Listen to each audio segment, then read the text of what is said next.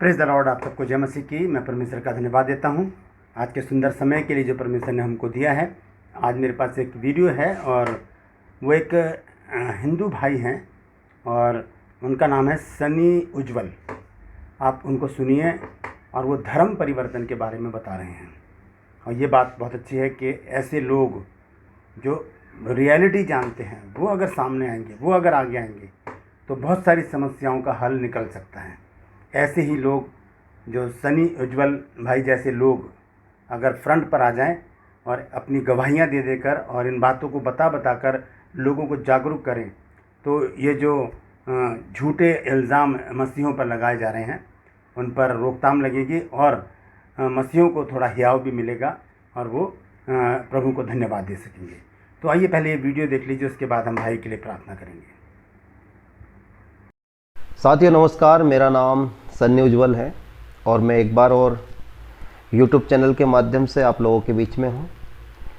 मैं आज एक बात पूछना चाहता हूँ आपसे, ख़ास करके उन हिंदू भाइयों से जो छत्तीसगढ़ में, बिहार में, यूपी में, मध्य प्रदेश में और संपूर्ण भारत के अलग अलग राज्य में कलीसियाओं पर अटैक करते हैं, चर्च के पासवान को परेशान करते हैं और उनके ऊपर धर्म परिवर्तन का केस लगाते हैं, धर्म परिवर्तन का आरोप लगाते हैं।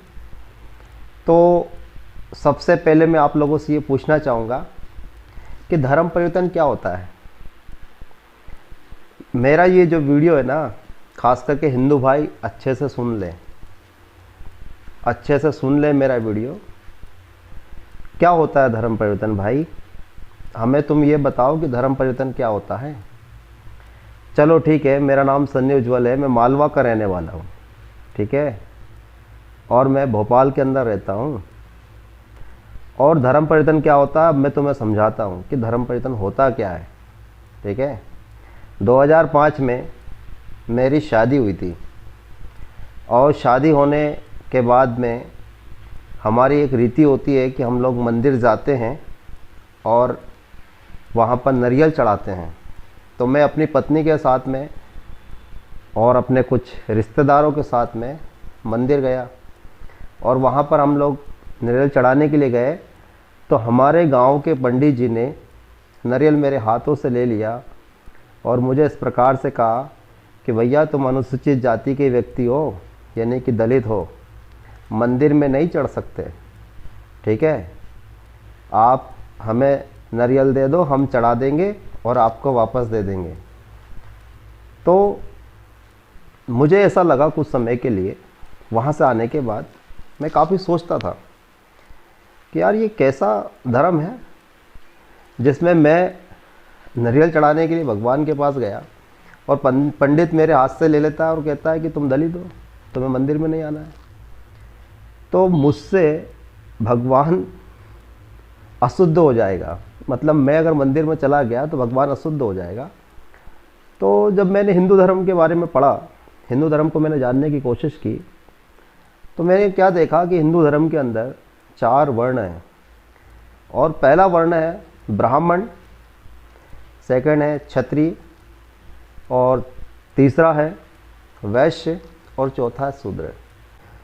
अगर वो एक ब्रह्मा से अगर पैदा कैसे 4 जगह से हो सकता है भाई? सर से भी होगा, ब्रह्मा से पैदा कैसे हो सकता है? पहले तो ब्रह्मा स्त्रीलिंग है कि पुल्लिंग है ये हमें पता होना चाहिए। तो ब्रह्मा से पैदा हुआ तो सर से भी पैदा हो गया, है ना, और भुजा से पैदा हो गया, पेट से पैदा हो गया और पैर से पैदा हो गया। चलो मैं मानता हूँ 4 स्त्री होगी, पर वो 4 स्त्री भी क्या ऐसे पैदा कर सकती है? अच्छा ठीक है, मैं मान लेता हूँ कि ऐसा किया होगा। तो भैया अब करके बता दो। अब तो तुम नहीं कर सकते क्योंकि अब तो विज्ञान आ गया और अब सब लोग पढ़ लिख गए ना। पहले लोग पढ़े लिखे नहीं थे तो इसलिए तुम अपने स्तर पे हर कुछ बना के अंधविश्वास फैलाते रहते थे। आजकल तो लोग पढ़े लिखे लोग हैं। तो मुझे लगा कि मैं तो भाई पैर से पैदा हुआ हूँ और पैर से पैदा हुआ तो मैं दलित हूँ, मैं शूद्रा हूँ। और शूद्रा है तो फिर मैंने शूद्रा के बारे में जानकारी निकाली कि भाई ठीक है, जरा इसके बारे में पढ़ ली जाए। तो शूद्रा के बारे में जब मैंने पढ़ा तो इसमें 6743 जाति है और इसमें SC भी आता है, ST भी आता है और OBC भी आता है। अब SC ST और OBC ये टोटल 6743 जाति शूद्रा में आती है। अब भैया हिंदू धर्म की ये 4 वर्ण व्यवस्था है। अब इसमें ये बताइए कि ब्राह्मण आपस में शादी करता है, ठाकुर आपस में शादी ब्याह करता है, बनिया अपने आपस में शादी ब्याह करता है, पर जो शूद्रा वर्ण है इसमें 6743 जाति इन्होंने बनाई ताकि ये लोग कभी एक ना हो पाए और ये आपस में रोटी बेटी ना कर पाए। पर हमारे जो बाबा साहब अम्बेडकर थे, जो हमारे शूद्रों के लिए मसीहा के रूप में आए, उन्होंने 6743 जाति को 3 जाति में बदल दिया, एक SC, एक ST, एक OBC। अब भाई हम तो SC वाले हैं और मैं तो सभी SC भाइयों से और ST, SC और OBC भाइयों से ये निवेदन करूँगा कि काल्पनिक चीज़ों को मत मानो, एक सच्चाई को मानो जो सत्य है और सत्य को अपनाओ, ठीक है। तो जब मैंने हिंदू धर्म के बारे में तो पढ़ लिया, फिर मैंने कुछ रिलीजनों के बारे में पढ़ना शुरू किया, जिसमें हिंदू था, मुसलमान था, सिख था, ईसाई था, जैन था, बौद्धिस्ट था, फारसी था, यूनानी था, मांदी था, कुशी था, बबई था, यजीदी था।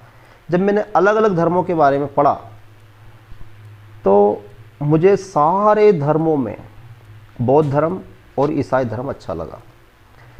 तो मुझे लगा कि ये धर्म वो धर्म है जो मानवता की बात करते हैं, इंसानियत की बात करते हैं, भाईचारे की बात करते हैं और यहाँ पर बराबर का सम्मान का दर्जा मिलता है, मान सम्मान मिलता है। एक चमार जाति का व्यक्ति भी अगर प्रभु यीशु को मानता है तो पादरी बन जाता है और बड़े बड़े ब्राह्मण बनिया ठाकुर से जो लोग प्रभु में आए हैं, कन्वर्ट होके हुए हैं या जिन्होंने अपने मन को परिवर्तित किया है और जीवित परमेश्वर को उन्होंने ग्रहण किया है, वो उनके साथ में बैठता है। तो ईसाई धर्म में जातिवादी नहीं है। ईसाई धर्म में कभी ये नहीं पूछा जाता कि तेरी जात क्या है तभी हम तुझे बेटी देंगे। तो ईसाई धर्म में रोटी और बेटी है, यानी कि मानवता प्रथम है। और ईसाई धर्म ने पूरे वर्ल्ड को, पूरी दुनिया को स्वास्थ्य दिया है, शिक्षा दी है, समानता दी है, एडमिनिस्ट्रेशन दिया है, कानून दिया है। तो ईसाई धर्म को अगर कोई एक्सेप्ट करता है तो ये धर्म परिवर्तन नहीं है। मैं उस हिंदू धर्म में जितना खुश नहीं था उतना मैं खुश ईसाई धर्म में हूँ।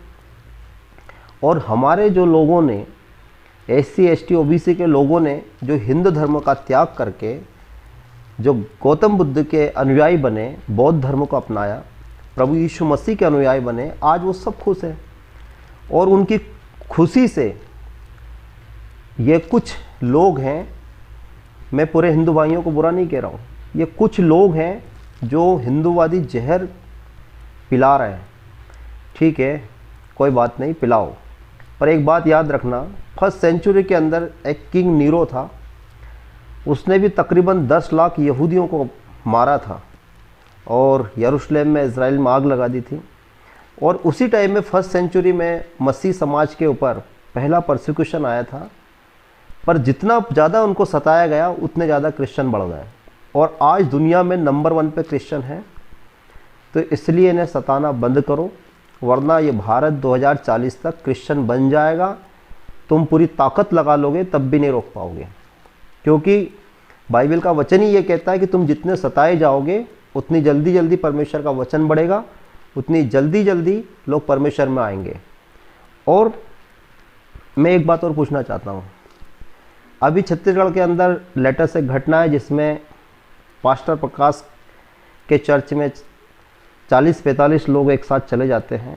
वो अपने ही देवता की मूर्तियों को ले जाते हैं और वहाँ पे वो तोड़ते हैं, फेंक देते हैं, फाड़ देते हैं और कहते हैं पास्टर को कि तुमने इनका अपमान किया। वहाँ के पासवान को परेशान करते हैं, उन पे FIR दर्ज करवा देते हैं झूठी, और वो खुद ही तोड़ रहे हैं, वो खुद ही उसको फोड़ रहे हैं। अब बताओ एक पास्टर कभी ये करेगा? क्योंकि पास्टरों को ये सिखाया ही नहीं जाता है। जब पास्टर बाइबल कॉलेज में अपनी शिक्षा लेता है तो उसको बाइबल के वचन इस प्रकार से सिखाए जाते हैं कि अगर कोई तुम्हें इस गाल पर झापट मारे तो तुम ये गाल भी फेर देना, समझे? इसलिए कभी भी कोई क्रिश्चियन किसी को नहीं सताता है, समझे? परंतु ये लोग जाके ज़बरदस्ती उनको परेशान करते हैं।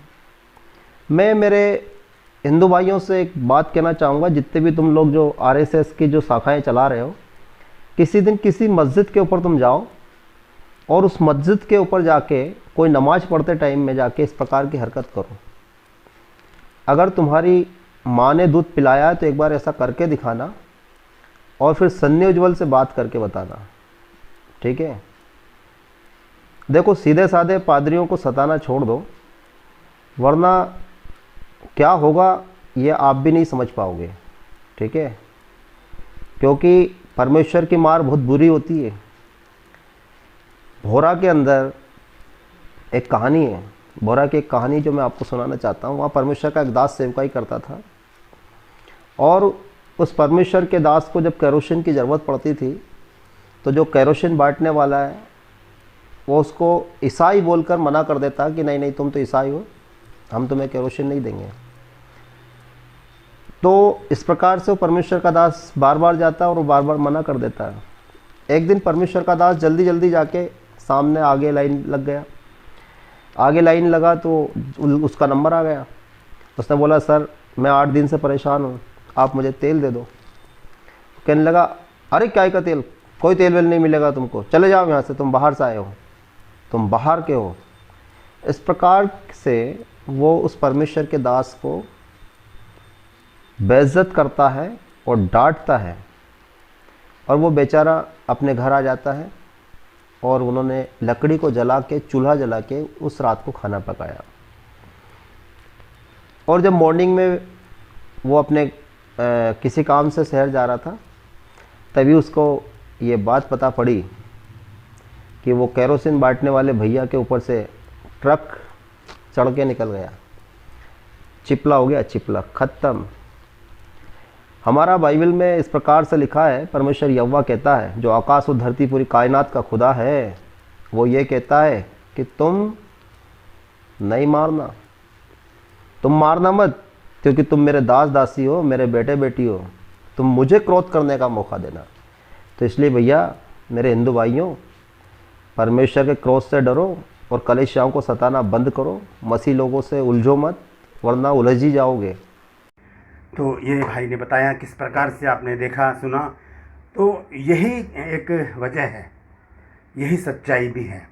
तो इस प्रकार से अगर सनी उज्ज्वल जैसे लोग सामने आएंगे तो मैं समझता हूँ कि ये तो हमारे लिए प्लस पॉइंट है कि जिन्होंने प्रभु को जान लिया, जिन्होंने वो धक्के खा लिए, जिन्हें निकाल दिया गया और उन्हें प्रभु ने अपने गले से लगा लिया, ऐसे लोग जब सामने आएंगे, जब वो आगे आएंगे, जब वो फ्रंट पर आएंगे, तो बहुत सारी समस्याएं दूर हो सकती हैं। तो आइए हम भाई सनी उज्ज्वल के लिए और ऐसे ही बहुत सारे लोगों के लिए जो इनकी तरह आगे आना चाहते हैं, हम प्रार्थना करेंगे। मेरे साथ प्रार्थना में शामिल हो जाइए। जीवित और महान दयालु पिता परमेश्वर, तेरा धन्यवाद देता हूँ प्रभु जी, भाई सनी उज्ज्वल के लिए प्रभु, जिन्होंने अपनी बेहतरीन गवाही यहाँ पर दी है और बताया है कि धर्म परिवर्तन आखिरकार है क्या। तो प्रभु मैं प्रार्थना करता हूँ ऐसे ही लोग जो प्रभु जी भाई सनी उज्ज्वल जैसे लोग हैं, जिन्होंने इस बात को महसूस किया है और इस बात को जाना है कि सच्चाई क्या है, ऐसे ही लोग आगे आएँ और समाज को वो सच्चाई बताएं जिस प्रकार से भाई ने एक वीडियो बनाकर लोगों तक पहुंचाई है। परमपिता परमेश्वर, मैं भाई के लिए प्रार्थना करता हूं, उनको अपने प्रोटेक्शन में रखना प्रभु, अपने लहू में छुपा कर रखना, ताकि बैरी किसी रीति से इनके ऊपर काम ना कर सके। और भी बहुत से लोग हैं प्रभु जो इसी प्रकार से आगे आना चाहते हैं, लेकिन डर की वजह से, माहौल की वजह से ऐसा नहीं कर पा रहे हैं प्रभु। तो उनको शक्ति बल सामर्थ्य दे ताकि वो भी आगे आएँ और प्रभु जी मसीह समाज के साथ खड़े होकर प्रभु इन विरोध का सामना कर सकें प्रभु, और सच्चाई को समाज के सामने, लोगों के सामने ला सकें। परमपिता परमेश्वर सबको समझ बुद्धि ज्ञान दे, हिम्मत दे, ताकत दे। हमारा हिंदुस्तान एक प्यार मोहब्बत वाला देश है प्रभु जी, यहाँ पर हिंदू, मुस्लिम, सिख, ईसाई सब आपस में मेल मिलाप से रहते हैं प्रभु। होने दे प्रभु जी, इसमें कोई भी फूट ना पड़े, कोई भी चाल किसी भी बैरी की कामयाब ना हो। हम सब एकजुट रहें और इस देश के नागरिक बन के इस देश को ऊंचा उठाएं।